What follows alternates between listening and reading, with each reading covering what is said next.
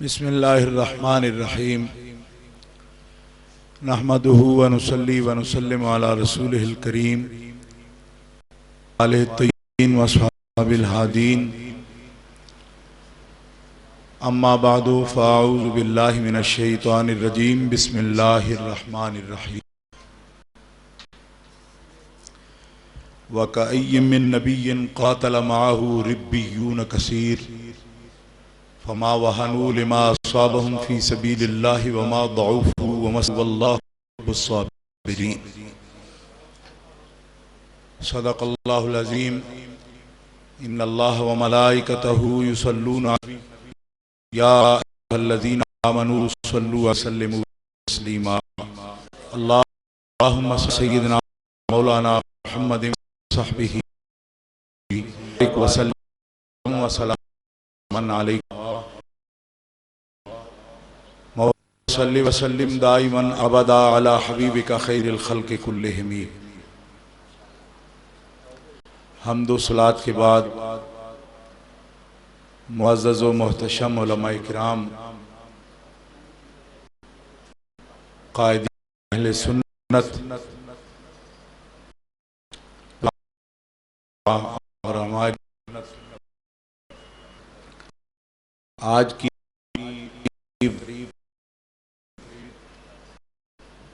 मुफक्किर इस्लाम उस्ताजुल उलमा हज़रत अल्लामा मौलाना डॉक्टर मोहम्मद सरफराज नईमी साहब शहीद नव्वरल्लाहु मरक़दहू की याद में मुनक़िद है। और अभी आपके सामने मुनाज़िर आज़म हज़रत अल्लामा अब्दुल तवाब साहब सिद्दीकी दामत बरकातुहुल आलिया उनके बारे में अपने जज्बात और ख्यालात बयान फरमा रहे थे और बहुत ही मुख्तसर वक्त में मैं चंद बातें आपसे अर्ज़ करूँगा, क्योंकि मेरे उस्ताद मोहतरम कायद मिल्लत इस्लामिया अल्लामा डॉक्टर मुफ्ती प्रोफेसर मुनीबुर रहमान साहब दामत बरकातुहुल आलिया आपके सामने मौजूदा हालात के तनाजुर में आले सुन्नत व जमात के लिए कोई मौसर लाए अमल भी बयान फरमाएंगे। और आज इस पुरफितन दौर में हमारे लिए कोई राह अमल भी मुतय्यन फरमाएंगे। यहाँ इस ताज़ियती प्रोग्राम में जहाँ जय्यद उलमाए किराम तशरीफ़ फरमाए हैं, वहाँ डॉक्टर सरफराज अहमद साहब नईमी शहीद रहमतुल्लाह अलैह के फर्जंद गिरामी और उनके जानशीन हज़रत अल्लामा मौलाना साहबजादा मोहम्मद राग़िब नईमी साहब बल्लगहुल्लाहु ताला इला ज़ुरवतिल कमाल वो भी तशरीफ़ फरमा हैं। और बजा तौर पर उनकी तशरीफ़ आवरी यहाँ ज़रूरी थी कि उनके वालिद गिरामी के बारे में उनसे सब शुरका इज़हार ताज़ियत कर सकें। और डॉक्टर नईमी शहीद रहमतुल्लाह ताला अलैह के मिशन को आगे बढ़ाने के लिए उनकी मौजूदगी में उलमाए किराम कोई आहद करें और कोई ऐसा ऐलान करें कि इंशाअल्लाह उनका मिशन जारी और सारी रहेगा और उलमा पूरे आज़म के साथ उस राह अजीमत को तारीक नहीं होने देंगे जिसे डॉक्टर सरफराज नईमी मरहूम ने अपने खून से मुनव्वर और रोशन किया है। गिरामी कदर सामीन हाज़रीन उलमाए किराम, आज के जो हालात जिन हालात में डॉक्टर साहब की शहादत हुई है, इन हालात के पैदा करने में ऐसी अबतरी अनारकी, मुल्क में फितना व फसाद, गुज़श्ता 60 साल से पाकिस्तान की तारीख पर अगर आप नजर रखें तो इस मुल्क की सवाद आजम अहले सुन्नत व जमात का कभी भी कोई मनफी किरदार दीनी एतबार से, सियासी एतबार से इस मुल्क में नहीं रहा। हमारे उलमा व मशाइख ने हमेशा मुस्बत अक़दार की तरवीज की और पाकिस्तान की सालवियत के लिए, दीन इस्लाम की अजमत के लिए उस तरीके को, तरीके दावत को और तरीके तबलीग को इख्तियार किया जो इस्लाम के अव्वलीन नुमाइंदे इस मुल्क में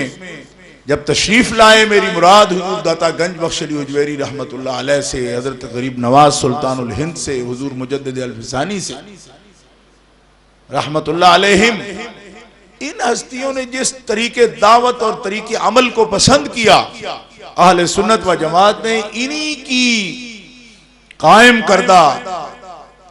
उन उसलूब को और उन निशानात को हमेशा अपनाए रखा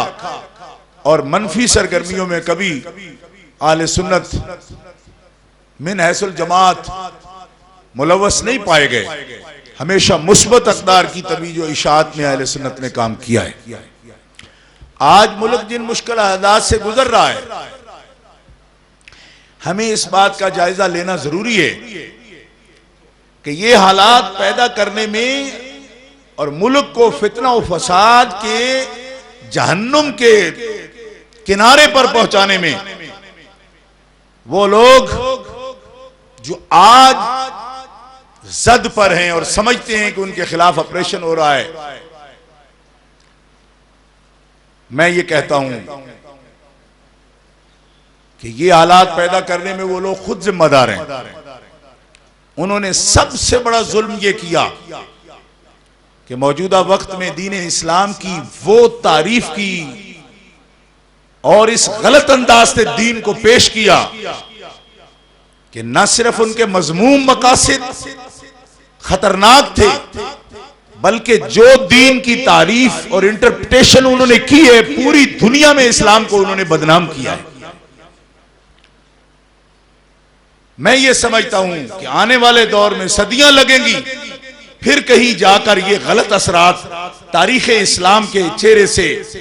धोए जा सकेंगे। इन लोगों की गलत तारीफात ने और गलत तहरीकात ने इस्लाम के बारे में पूरी दुनिया के अंदर एक गलत तासुर पैदा किया है। आज वो जिन दौर से गुजर रहे हैं किसी हमदर्दी के मुस्तहिक नहीं है। उसकी वजह यह है कि हमारे गांव में, देहातों में, पंजाब में जिस बच्चे से वालिदैन तंग होते हैं, आग कर दें उनको,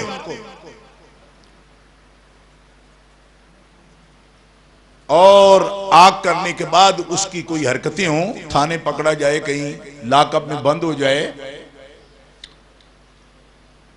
तो समझदार वालिदैन के लिए वो वक्त इम्तिहान का वक्त होता है।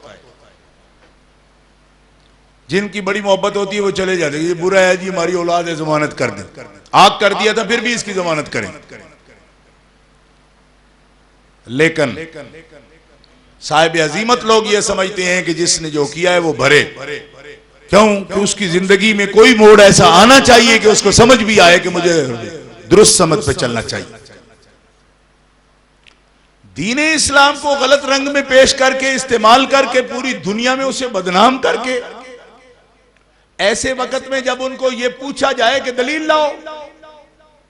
कोई भी नुक्ते नजर जो कायम करती हो और बुनियाद तुम उसकी दीन पर कायम करती हो, तो दीन के उसूल में से कोई चीज तुम सामने पेश करो,